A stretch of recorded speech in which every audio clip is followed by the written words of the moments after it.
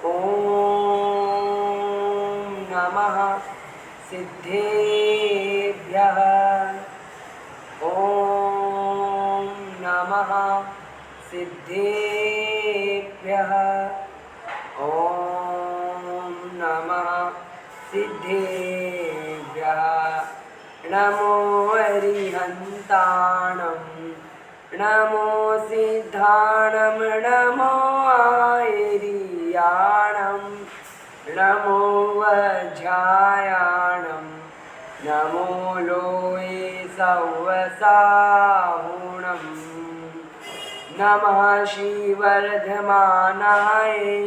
निर्धूतकलिलात्मने सालोकानां त्रिलोकानां यद्विद्यादर्पणायते। गुरु तुम्हारे तप की चर्चा आज विश्व में होती है।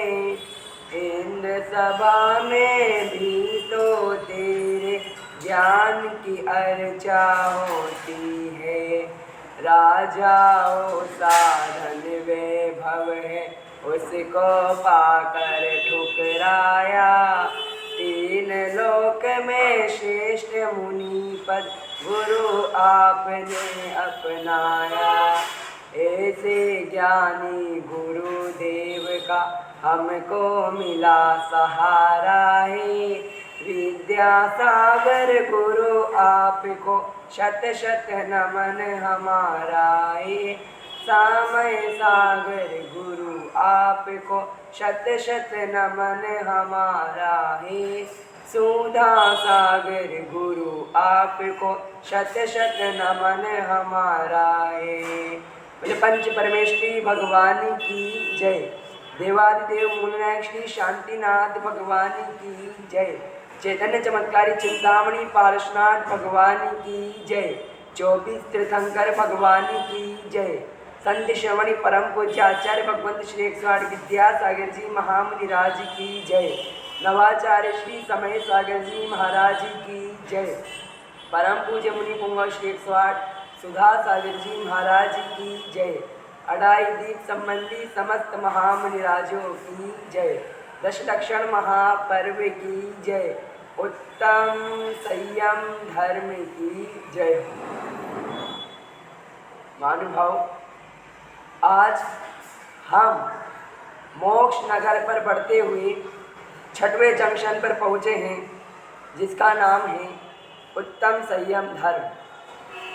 यदि व्यक्ति के जीवन में संयम नहीं है, व्यक्ति के जीवन में अनुशासन नहीं है, उसके जीवन में नियम नहीं है, तो व्यक्ति का जीवन बेकार होता है। जैसे खेत की सुरक्षा के लिए चारों तरफ बाड़ी लगा दी जाती है, उसी तरह व्यक्ति की सुरक्षा के लिए संयम की चिमनी रख दी जाती है। कल सत्य का दिया जलाया गया था, कहीं सत्य का दिया बुझ ना जाए, इसलिए उसके ऊपर भगवान महावीर स्वामी ने कहा उसके ऊपर संयम की चिमनी हमें रखनी पड़ेगी। एक बार प्रश्न हुआ, दुनिया में सबसे मजबूत क्या है? क्या प्रश्न हुआ? दुनिया में सबसे ज़्यादा मजबूत क्या है? तो उत्तर मिलता है दुनिया में सबसे ज़्यादा मजबूत पत्थर है। दुनिया में सबसे ज़्यादा मजबूत पत्थर है। तो जिज्ञासु ने फिर प्रश्न पूछा, क्या पत्थर से भी ज़्यादा कोई मजबूत चीज़ है? तो उत्तर मिलता है हाँ, पत्थर से भी ज़्यादा मजबूत लोहा है। लोहा है। तो जिज्ञासु प्रश्न पूछता है लोहे से भी मजबूत कुछ है क्या? तो उत्तर मिलता है हाँ, लोहे से मजबूत अग्नि है जो लोहे को भी पिघला दिया करती है। फिर प्रश्न होता है क्या अग्नि से भी मजबूत कुछ है?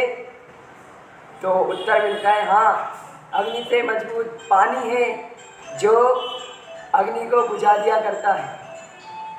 फिर प्रश्न हुआ क्या जल से भी मजबूत कुछ चीज़ है? तो उत्तर मिलता है मनुष्य का संकल्प। मनुष्य का संकल्प दुनिया में सबसे ज़्यादा मजबूत है, जो पाताल में से भी पानी को लिया करता है। तो जिज्ञासु प्रश्न पूछता है, मनुष्य के संकल्प से मजबूत कुछ है? तो समाधानकर्ता कहते हैं नहीं, मनुष्य के संकल्प से ज़्यादा महानुभाव कुछ भी मजबूत नहीं हुआ करता है। आज उत्तम संयम का दिन है। एक बार एक व्यक्ति महाराज जी के प्रवचन के वशीभूत वैराग्य को उमड़ता हुआ अपने घर पर पहुंचता है और अपनी माँ से कहता है, माँ मुझे जिन दीक्षा लेनी है, महाराज जी ने आज उपदेश दिया और मुझे वैराग्य उमड़ पड़े। महाराज ने संसार की असली दशा बताई। महानुभाव कहा भी गया है, जीवन के किसी भी पल में वैराग्य उमड़ सकता है, संसार में रह कर प्राणी संसार को तज सकता है, संसार में रह कर प्राणी संसार को तज सकता है। जीवन के किसी भी पल में वैराग्य उमड़ सकता है, संसार में रहकर प्राणी संसार को तज सकता है। महानुभाव, इस प्रवृत्ति का नाम संयम धर्म है। उसकी माँ कहती है, बेटा दुनिया में ऐसी कौन सी माँ होगी जो ये नहीं चाहेगी कि उसके पुत्र का कल्याण हो। तू जा तो रहा है, लेकिन मेरी दो बातों का ध्यान रखना कि पीछे मुड़कर मत देखना और भूख लगे जब ही भोजन करना। वो अपनी माँ की दो बातों को ध्यान में रखते हुए घर छोड़कर चला जाता है। रास्ते में चलता है तो अंधेरा होने लगता है, तो सोचता है महाराज जी ने समितियों के बारे में बताया था। पहले उन्होंने कहा था एरिया समिति यानी 4 हाथ आगे की जमीन को देखकर चलना। अब अंधेरा हो गया है तो मैं अब 4 हाथ आगे की जमीन को देखकर नहीं चल सकता। दूसरा समिति थी भाषा समिति कि जग सुहित कर सब अहित हर श्रुति सुखत सब संशय टरे। जग को अच्छे लगने वाले, सबके अहित को हरने वाले, कानों को प्रिय से वचन बोलना जिससे जगत का कल्याण हो। महानुभाव, तीसरी समिति के बताते आचार्य भगवंत येषणा समिति, जब साधु महाराज किसी श्रावक के घर आहारचर्या को निकलते हैं तो 46 दोषों को टालकर आहार ग्रहण करते हैं। 46 दोष कुल यानी 46 दोषों को टाल करके श्रावक के घर पे आहार ग्रहण करते हो। श्रावक निम्न कुल का ना हो, व्यसनी ना हो, शराबी नहीं हो, मांसाहारी नहीं हो, जुआरी नहीं हो। ये दोषों को टाल के साधु महाराज आहार ग्रहण करने के लिए निकलते हैं। आदान निक्षेपण, वे मुनिराज जीव जंतु रहित वस्तु को भूमि को देखकर मल मूत्र विसर्जन करते हैं। याद रखना, जीवन में हम कभी भी बस में यात्रा करते हैं, कहीं भी चले जा रहे हैं और जब हमें अकस्मात वश लघु शंका आदि होती है, हम यत्र तत्र विसर्जित कर देते हैं। याद रखें, जहाँ पर हम मूत्र आदि विसर्जित करते हैं वो भी किसी जीव जंतु के बैठने का स्थान है। महानुभाव, कई हम एकांत धर्मशाला आदि में जाते हैं तो हम वहाँ कुछ नहीं है, लेकिन हम कभी भी अपनी चप्पल उतार के 9 बार नमोकार मंत्र पढ़ के उसके अंदर प्रवेश करें। क्या जा रहा है हमारा? मुनिराज जीव जंतुओं से रहित भूमि को देख करके मलमूत्र आदि विसर्जन करते हैं। प्रतिष्ठापन में मुनिराज जीव आदि से रहित भूमि पर अपने कमंडल पीछे रखते हैं। प्रतिष्ठापन, 5 समितियाँ उसके मन में चल रही है। वो एक वृक्ष के नीचे रुक जाता है, वो व्यक्ति एक वृक्ष के नीचे रुक जाता है और ध्यान करने लगता है। अकस्मात वश शाखाएं हिलने लगती है, आंधी तूफान चलने लगते हैं। वो उठता है और एक रस्सी से शाखाओं को बांध देता है। इसी तरह जीवन में 8 कर्मों ने हमारे जीवन में आंधी मचा रखी है, हमें संयम के द्वारा उसको बांधना पड़ेगा। उसने संयम की डोर से शाखाओं को बांध दिया। महानुभाव, उसके बाद जब अंधेरा होने लगा तो उसने एक दीपक जला दिया। अब दीपक को बुझाने को हवाओं ने प्रयास किया तो वहाँ पर एक चिमनी पड़ी थी, तो उसने उसके ऊपर एक चिमनी रख दी। सत्य के दीपक को बुझाने हजारों परिस्थितियाँ आएगी, लेकिन हमें आज उस सत्य के दीपक को संयम रूपी चिमनी से ढकना पड़ेगा। जब जाके ये संयम धर्म हमारे जीवन में फलीभूत होगा और सत्य धर्म उजायमान होगा। महानुभाव, उस व्यक्ति को अपनी माँ की 2 बात याद आई। उसकी माँ ने कहा था, पीछे मुड़कर मत देखना और पीछे मुड़कर मत देखना और क्या मत करना, जब भूख लगे जब ही भोजन करना। उसकी माँ के पहली बात का तात्पर्य कि बेटा तू जिन दीक्षा लेने जा रहा है उसको कभी छेदना मत, पीछे मुड़कर जिन मार्ग पे चल पड़ा है तो पीछे मत आना। क्योंकि आदरणीय पंडित रतनलाल जी बेनाड़ा जी गुरु जी कहते थे, दीक्षा भंग से बड़ा पाप न भूतकाल में था, न वर्तमान में है, न भविष्य काल में होगा। कभी दीक्षा भंग मत करना, या तो नियम ग्रहण मत करो, नियम नहीं लेना सही है लेकिन नियम को लेने के बाद तोड़ना महान पाप की श्रेणी में आता है। दूसरा, जब भूख लगे जब खाना। अगणित जड़ द्रव्य, अब तक अगणित जड़ द्रव्यों से ये भूख न मेरी शांति हुई, अब तक अगणित जड़ द्रव्यों से ये भूख न मेरी शांति हुई। तृष्णा की खाई खूब भरी पर रिक्त रही सो रिक्त रही, सुमेरु पर्वत जितना खाया कर भूख कभी ना शांत हुई। कई समंदर रिक्त किए पर तृष्णा भावना शांत हुआ, तृष्णा भावना शांत हुआ। सुमेरु पर्वत जितना खा चुके। आज कोई व्यक्ति कहता है कि मैं अमेरिका नहीं गया, कोई कहता मैं यहाँ नहीं गया। अरे हम हर जगह जा चुके हैं। मैं जब अहमदाबाद में शिविर लगाने गया था, आरिका पूर्णमती माता जी ने एक अच्छा सा संस्मरण, एक अच्छा सा प्रसंग लोगों के सामने रखा। सभी खुश हो जाओ, हम सिद्धालय तक जाकर आए हैं। लोग माता जी ने प्रश्न किया, तुम अमेरिका गए हो, तुम स्विट्जरलैंड गए हो? बोले तो छोटी मोटी जगह हैं, हम सिद्धालय जाकर आए। लोगों ने ताली बजाई, लोगों ने तालियां बजाई। माता जी ने कहा, बेवकूफ़ो यही तो गलती हो गई, तुम सिद्धालय से वापस आ गए। एक बाली का तो फर्क था, ऊपर सिद्धिशिला पे चल जाते तुम्हारा बेड़ा पार हो जाता, लेकिन तुम तो अपने मोह भाव संसार में राग द्वेष द्वैतिका नेत्राकर्षण कर्मणा अज्ञानास्तु चिरम जीव संसाराब्दो भ्रमत्यसो। आचार्य पूज्यपाल महाराज 11वीं कारिका में कहते हैं कि ये जीव राग और द्वेष भी दही की मथानी की तरह कभी राग की डोरी से कभी द्वेष की डेरी से घुमाया जा रहा है महानुभाव। फिर इस प्रवृत्ति का नाम संयम धर्म नहीं हो सकता। जब तक हमारे भीतर से मोह भाव नष्ट नहीं होगा तब तक हम सिद्धत्व पद की प्राप्ति नहीं कर सकते, संयम की प्राप्ति नहीं कर सकते। जैसे बिना ब्रेक की गाड़ी चलाना हानिकारक है, उसी तरह बिना संयम के चलाना पशुओं के समान मैंने बताया। पशुओं में भी तेज संयम पाया जाता है। वो स्वयंभू रमण समुद्र में रहने वाले महामत्स्य चतुर्थ गुण स्थानवर्ती व्यक्ति के संयम का पालन करते हैं, पर त्रिअंश पर्याय इसलिए वो संयम को धारण सकल संयम धारण नहीं कर सकते। एकमात्र पर्याय ऐसी है जो सकल संयम को धारण कर सकती है, वो है मनुष्य पर्याय महानुभाव। जब आदिनाथ भगवान को वैराग्य हुआ, राजमहल से पालकी निकाली जानी थी और देवतागण भी आ गए, भरत चक्रवर्ती आदि मनुष्य सब आ गए। लड़ाई होने लगी, पालकी को हम उठाएंगे, पालकी को हम उठाएंगे। सोदरमिंद्र कहता है तुम मनुष्यों के हाथ में क्या है, हम मनुष्य तुम मनुष्यों के हाथ में क्या है। भगवान का जब जन्म होता है भगवान को पहले ऐरावत हाथी पर बिठाकर मैं लेके जाता हूँ अभिषेक कराने, तुम्हारे हाथ में क्या है। हमारे हाथ में कुछ नहीं है, लेकिन हमारे हाथ में भगवान की मुख्य क्रिया, भगवान की पालकी उठाने का अवसर मनुष्य को लोग मिलता है। लड़ाई हो गई, लड़ पड़े। ये मात्र पंच कल्याणों के अवसर पे एक दृश्य दिखाया जाता है। फिर आदिनाथ भगवान ने इसका समाधान किया, जिस व्यक्ति के अंदर संयम धारण करने की योग्यता है वो ही पालकी उठाएगा। सोदरमिंद्र का सिर लज्जित हो गया, वो बोले धिक्कार है ऐसी देव पर्याय को, इसके अंदर में संयम को धारण नहीं कर सकता, भगवान की पालकी नहीं उठा सकता, नहीं उठा सकता।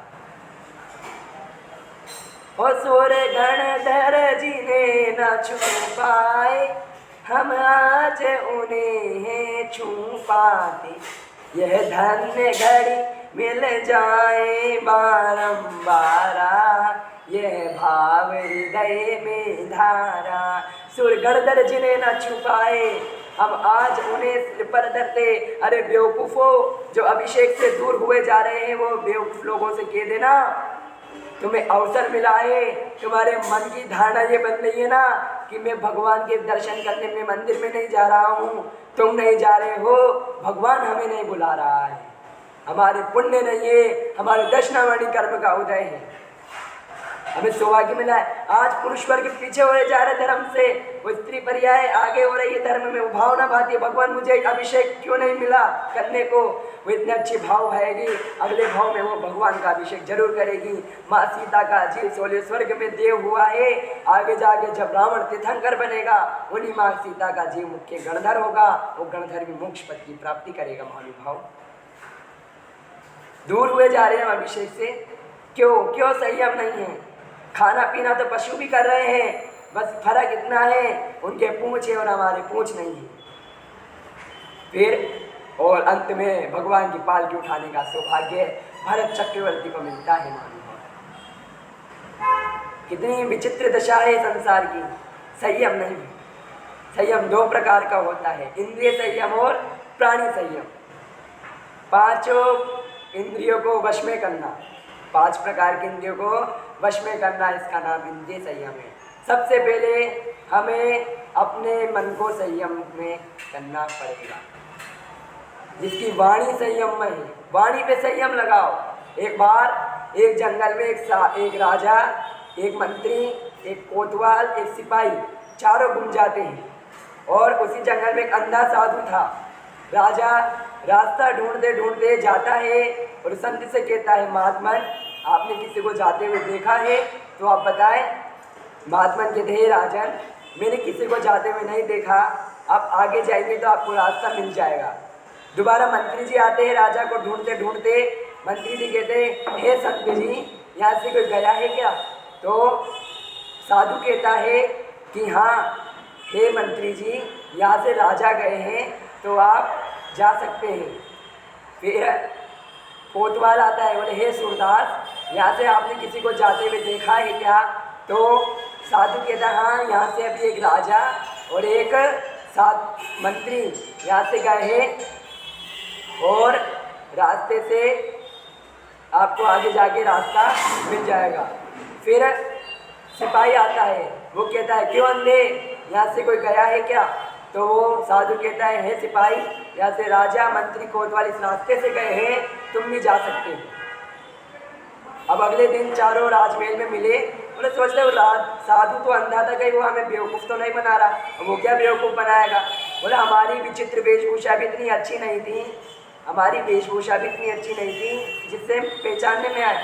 तो चारों जाते हैं साधु के पास, साधु से कहते हैं आपने हमें कैसे पहचाना? तो वो साधु कहते हैं किसी के लिए मैं महात्मा हो जाया करता हूँ तो राजा ही हो सकता है, किसी के लिए मैं संत बन जाया करता हूँ मंत्री हो सकता है, किसी को मेरे अंदर सूरदास नजर आते हैं तो वो कोतवाल हो सकता है, लेकिन जो नीच प्रवृत्ति का व्यक्ति जिसमें बोलने के ढंग नहीं होते ना, वो तो अंधा ही कहता है।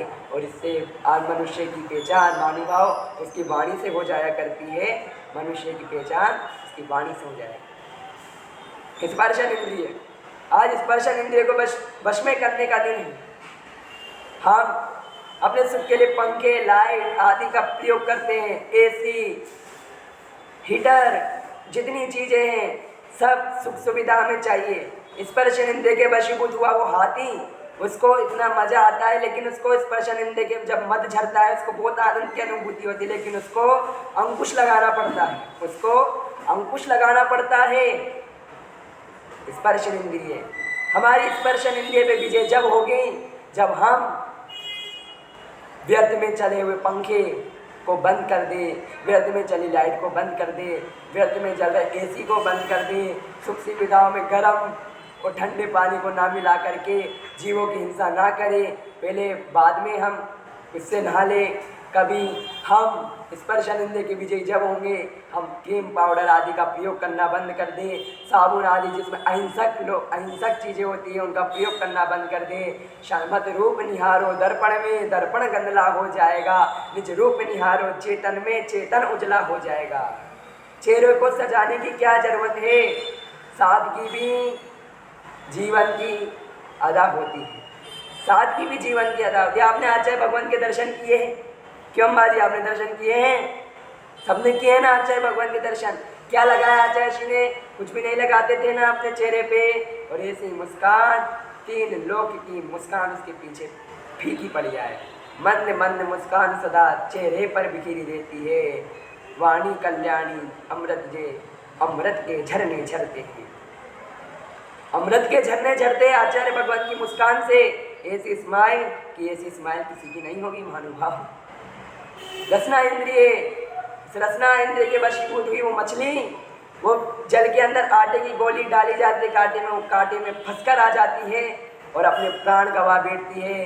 रसना इंद्रिय के वशीभूत हम कितनी अभक्ष्य चीज़ें खा रहे हैं, बर्गर, पिज़्ज़ा, मोमोज आदि कितनी हम चीज़ों को ग्रहण कर रहे हैं, चॉकलेट, शराब, कोल्ड ड्रिंक जो पीता है, टॉयलेट क्लीनर पीता है, आप जाइए उस कोल्ड ड्रिंक से आप कभी करेंगे तो उससे मात जमीन को भी धो दिया जाएगा मालूम।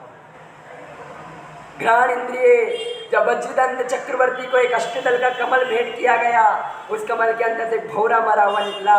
वज्रदंत चक्रवर्ती सोचता है कितना लालची था, सुगंध के चक्कर में अपने प्राण गंवा बैठा। वज्रदंत चक्रवर्ती को वैराग्य उमड़ पड़ता है, वो अपने बेटे को बुलाता है, बेटा मैं जा रहा हूँ मुझे दीक्षा लेने, तो इस राज्य को संभाल। उसका बेटा कहता है पिताजी अगर राज्य अच्छा है तो आप छोड़ के रहे, और राज्य बुरा है तो मुझे क्यों दे रहे हैं? सागर चक्रवर्ती, वो वज्रदंत चक्रवर्ती कहते हैं ना राज्य अच्छा है ना बुरा है, मैं तो जा रहा हूँ। उसका पुत्र कहता है पिताजी मैं भी जा रहा हूँ। वज्रदंत चक्रवर्ती अपने 1000 पुत्रों के साथ भी दीक्षा ले लिया करता है और अपने गर्भ में स्थित पुत्र को राज्य देकर वो वन की ओर निकल चलता है। यही प्रवृत्ति है। मात खुशबू में हम इत्र लगा रहे, केसर चंदन पुष्प सुगंधित वस्तु देख सारी, देह परस्ते होय पावन निस दिन मल जारी। रसना इंद्रिय, घ्राण इंद्रिय, चक्षु इंद्रिय, हम उस पतंगे को आग इतनी प्यारी लगती है, उसके अंदर वो अपने आप को कंट्रोल नहीं कर पाता और अपने प्राण पतंगा दीपक की लो के अंदर गवा बैठता है। हम आज मूवी देख रहे हैं, गलत चित्र देख रहे हैं, लोगों की निंदा देख रहे हैं, लोगों का बुरा देख रहे हैं। कभी कोई दुर्घटना में फंस जाएगा, हम उसको बचाने नहीं जाएंगे, मात्र वीडियो बनाएंगे, देखेंगे कि कितने लाइक मिल रहे, कितनी पॉपुलैरिटी मिल रही है। महानुभाव यदि आंखों से देखना है तो भगवान को देख लो, आपका बेड़ा पार हो जाएगा, हम सबका बेड़ा पार हो जाएगा। जिस दिन भगवान के दर्शन हमने कर लिए उस दिन हम सबका भय पार तुरंत निश्चित है। कारण इंद्रिय, वो हिरण अपने आप को नहीं रोक पाता। जंगल में शिकारी बीणा बजाता है और बीणा के वशीभूत होता वो हिरण आता है और शिकारी उसको पकड़ करके उसको वहीं मौत के घाट उतार दिया करता है। कारण इंद्रिय से सुनना है, भगवानों के प्रवचन सुनो, ये भी नहीं कर सकते किसी की बुराई तो मत सुनो, अच्छा सुनो। गांधी जी के 3 मंदिर बन जाओ, बुरा मत देखो, बुरा मत बोलो, बुरा मत सुनो और बुरा मत सोचो। बस हमारा जीवन संयमित है, हम सुरक्षित है। आचार्य भगवान पंचो इंद्रियों के विजेता थे। स्पर्शन इंद्रिय उन्होंने जीत रखी थी। यदि किसी के ऊपर हाथ रख दे वो पत्थर भी पारस पत्थर हो जाया करता है। रसना इंद्रिय के विजेता थे। ड्राई फ्रूट, हरी, घी, तेल सबका त्याग और शक्ति इतनी, इधर हम यहाँ रह जाए, आचार्य भगवान आगे बढ़ जाए। घ्राण इंद्रिय, आचार्य श्री किसी बुरे माहौल में भी चल जाए ना, जब विहार करते हुए वो माहौल भी सुगंधमय हो जाया करता है मानुभाव। चक्षु इंद्रिय, आचार्य श्री को आपने कभी देखा होगा, आचार्य श्री ऐसे कैसे दिल को सिर झुका के प्रवचन देना, विहार करना। उन्होंने समिति का इतना पालन किया, समिति का उनकी गर्दन तक झुक गई नहीं, इतने पालन किया उन्होंने अपनी समितियों का।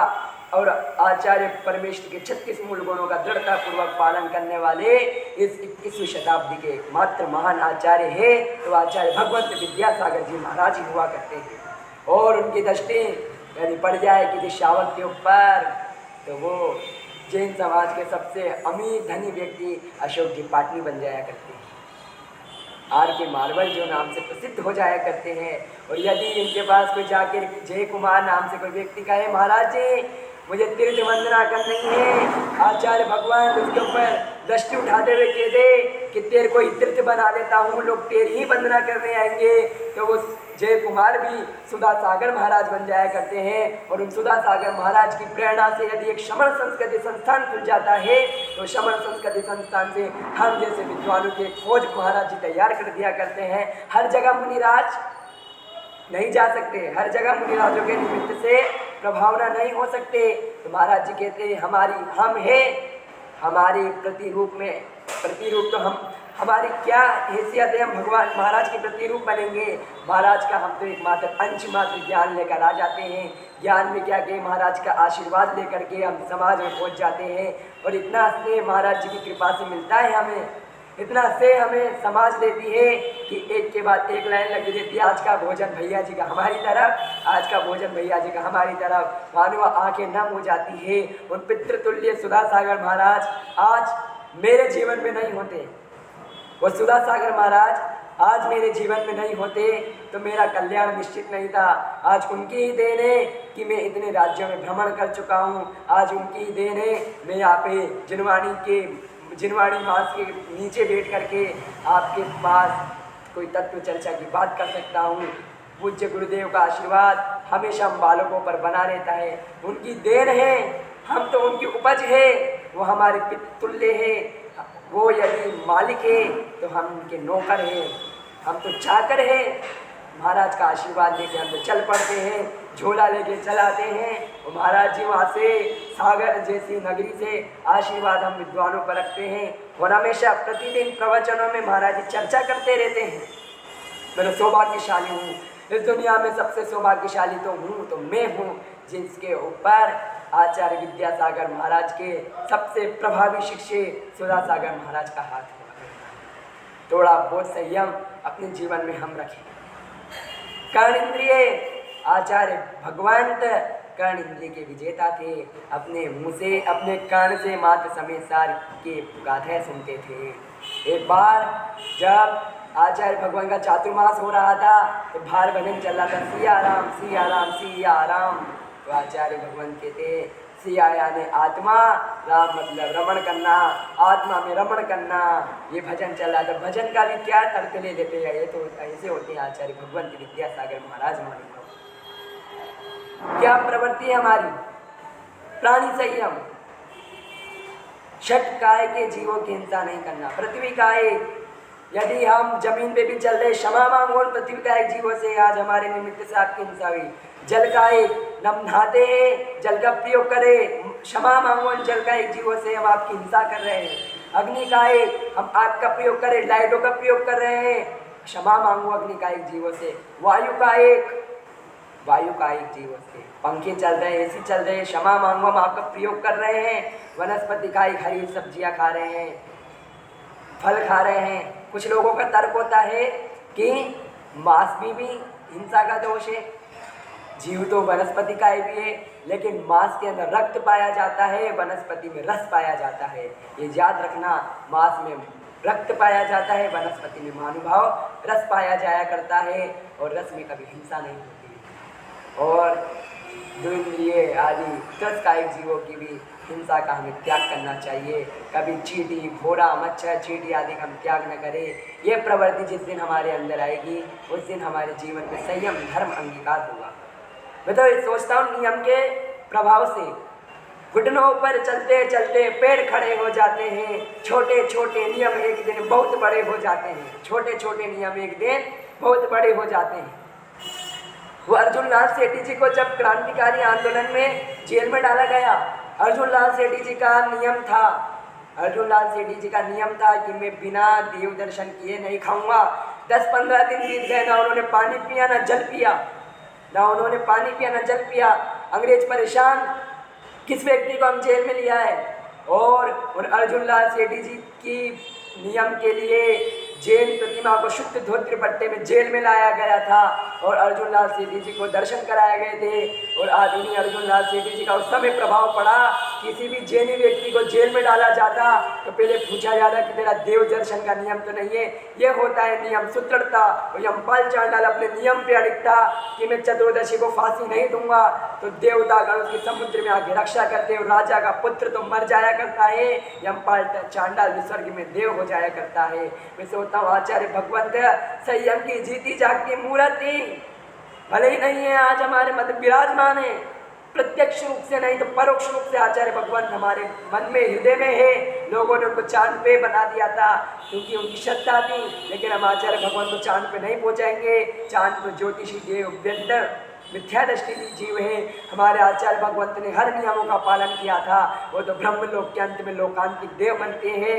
आचार्य भगवंत विद्यासागर महाराज की इतनी प्रभावकता थी, मात्र अपनी चर्या से उन्होंने अन्य संघों को, अन्य साधुओं को सुधार दिया था। चर्या कैसी हो, जिनकी चर्या में चर्चा में श्री मूलाचार समाया है, उनकी चर्या में जीवंत मूलाचार समाया हुआ था।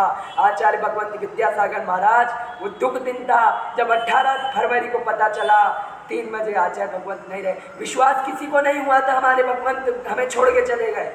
आंखें नम हो जाती महानुभाव। आज कहते हुए हृदय कांपता है। हमारे आचार्य भगवंत ऐसा कहते थे, हमारे आचार्य भगवंत ऐसा कहते थे, लेकिन मैं तो आज भी कहूँगा मेरे आचार्य भगवंत ऐसा कहते हैं। मेरे आचार्य भगवंत ऐसा कहते हैं।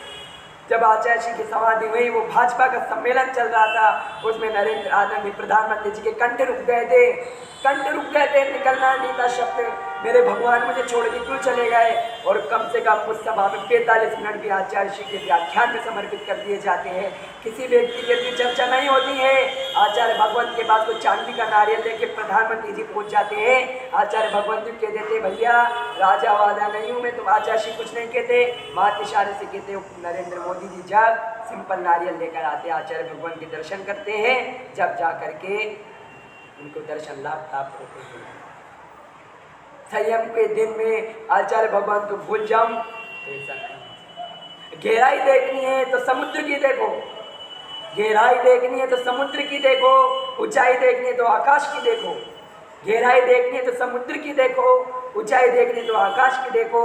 और पंचम काल में संयम नहीं होता कहने वाले मूर्खों, पंचम काल में संयम नहीं होता कहने वाले मूर्खों, वापस सुन लो। गहराई देखनी है तो समुद्र की देखो, ऊंचाई देखनी तो आकाश की देखो। और पंचम काल में संयम नहीं होता कहने वाले मूर्खों, तुम्हें यदि संयम का जीता जागता उदाहरण देखना है, मेरे आचार्य भगवान विद्यासागर महाराज के चरित्र को उठा के देख लो, तुम्हें हर उदाहरण उसके अंदर नजर आ जाएगा। तुमने स्वार्थवश माँ जिनवाणी के ऊपर घूंघट डाला है, माँ जिनवाणी के रेशे को छुपाया है, माँ जिनवाणी के ऊपर आक्षेप लगाओगे, तुम्हारा पतन नरक की ओर होगा, ना कि कभी स्वर्ग की ओर होगा। माँ जिनवाणी के रहस्य को मत छुपाओ। माँ जिनवाणी जो कह रही है उसको यथार्थ करो। जिन वच में शंका न धारवश, मैंने कल सत्य धर्म पे भी कही थी, माँ जिनवाणी का अर्थ का उल्लंघन मत करो। गद्दी पर भी बैठे हैं हम और आप सुनने वाले हैं। माँ जिनवाणी की बात कहूँगा, जिनवाणी का बेटा हूँ, जिन धर्म की बात सुनाता हूँ। कोरोना काल में लॉकडाउन लगा, कोरोना काल में लॉकडाउन लगा, सरकार ने कहा बाहर कोई नहीं निकलेगा, लट्टे पड़ेंगे, डंडे पड़ेंगे, बाहर कोई नहीं जाएगा। सब डर गए थे ना, बिल्कुल गेट बंद कर ले, ताले लग गए। संयम धारण किया ना, कोरोना से बच गया। अरे हमारे आचार्य भगवान तो उपदेश दे के थक गए। यदि तुम्हें मिथ्या रूपी रोग से बचना है, हमें मिथ्या रूपी रोग से बचना है, तो हमें संयम को धारण करना पड़ेगा, हमें सब ओर से अपने आप को समेटना पड़ेगा। ज्ञानी जीव जो चिंतन करता है, मेरे को तो धेरे के चंद्र पर भगवान की पूजन की 2 पंक्तियाँ बहुत प्यारी लगती है। भोगों में फंस कर हे प्रभुवर जीवन को वृथा गवाया है, इस जन्म मरण से मुझे नहीं छुटकारा मिलने पाया है। मुझे छुटकारा नहीं मिला भगवान, तृष्णा की खाई खूब भई, पर रिक्त रही सो रिक्त रही। सोचा करता था भोगों से मिट जाएगी इच्छा ज्वाला, परिणाम निकलता है जैसे मानो पावक में घी डाला। आग में जितना घी डालोगे उतनी आग बढ़ जाया करती है मानो। आज संयम का दिन है, संयम को हमें धारण करना पड़ेगा। अनुशासन हमारे जीवन में हो, जब जाके हमारा जीवन संयमित होता है। ये जीव अपने आप को संयम से दूर करना चाहते हैं। बोले क्या जरूरत है वर्तमान में संयम की? अरे संयम की जरूरत है। संयम को धारण करे बिना किसी विद्यालय में यदि नियम नहीं हो तो वो विद्यालय दिन दुगनी रात चौगनी को तरक्की को प्राप्त नहीं कर सकता।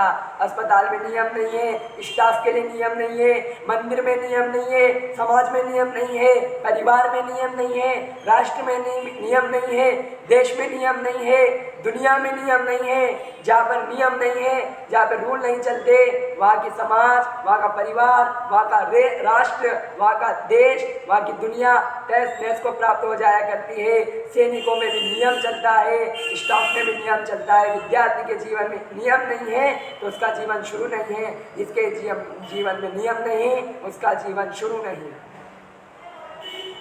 कहा था ना, मनुष्य के संकल्प से बड़ा कुछ नहीं होता। मनुष्य ठान ले, अगर 12 वर्ष की तपस्या करनी तो 12 वर्ष की तपस्या भी कर लिया करता है। मानो ये सिखाती है हमें, उत्तम संयम धर्म सीख देता है। भुक्तो जिता मुहु मुहान मया सर्वे पुद्गला उच्चिष्टेष्टिवत्या मम विज्ञस्य का इस प्रहा।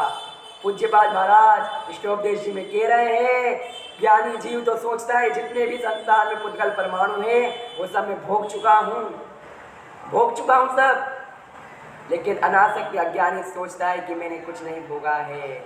कोई यदि शरीर से उल्टी कर दे ना, उल्टी को देखा नहीं जाता, उसी प्रकार झूठे किए हुए भोग हमें रचते पचते नहीं हैं। कोई आदमी अपनी विष्ठा को नहीं दे सकता, उसी प्रकार उल्टी को नहीं खा सकता, उसी प्रकार भोगे हुए पदार्थ सब व्यर्थ है। महानुभाव, आज उत्तम संयम का दिन हमें नियम लेने को संकल्पित करता है।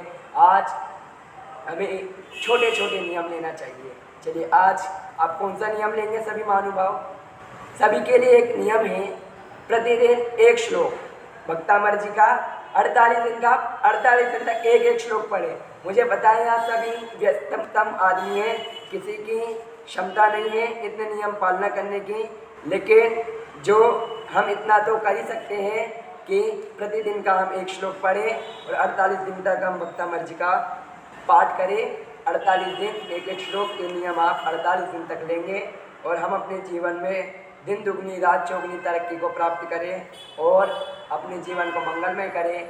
इसी मंगलमय भावना के साथ मैं आपको एक रक्षा कवच मंत्र बनाना सिखा रहा हूँ, जिससे दैनिक समय में देखा जाता है किसी का एक्सीडेंट हो जाता है, कोई बीमार पड़ जाता है, किसी को चक्कर बुखार आदि आ जाते हैं।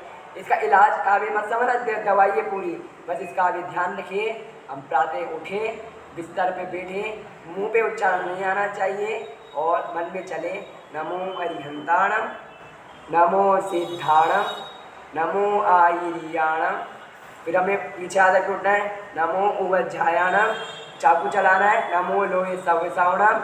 मेमोरी कार्ड से चुटकी 105 नमो यारो सब पाव पणासणो मंगलाणम च सव्यसेन परमम होवै मंगलम। उसके बाद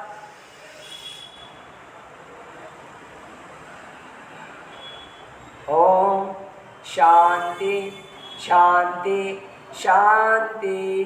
दुनिया में सभी लोग स्वस्थ रहे, खुश रहे, निरोग रहे, ना कि हमारे पति खुश रहे, हमारी पत्नी सुखी रहे, हमारे बच्चे खुश रहे, ऐसा नहीं। विश्व कल्याण की भावना भाएंगे। अंतिम प्रसंग के साथ मैं अपनी बात को खत्म करूंगा। मुझे एक अच्छा प्रसंग लगता है जब भगवान को केवल ज्ञान की प्राप्ति हुई। सौदामित्र ने कुबेर से कहा कि जाओ भगवान के लिए एक समोसरण तैयार करो, और कुबेर भगवान के लिए एक समोसरण तैयार करता है। कुबेर सोचता है भगवान बहुत तारीफ करेंगे, लेकिन जब भगवान का आगमन समोसरण में होता है, भगवान उसके बनाए गए समोसरण में विराज जाते हैं, लेकिन 4 अंगुल पर जाके भगवान विराजमान हो जाया करते हैं। कुबेर का सारा घमंड चूर चूर हो जाया करता है।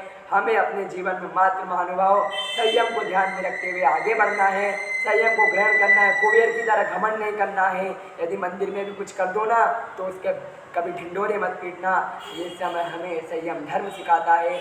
आज अग्नि से तेज जल है, जल से बड़ा मनुष्य का संकल्प है, मनुष्य से संकल्प से बड़ा दुनिया में कुछ भी नहीं है। हम भी अपने जीवन में संयम भाव को धारण करके परम सिद्धत्व की प्राप्ति करें। इसी मंगलमय भावना के साथ महावीर भगवान की जय।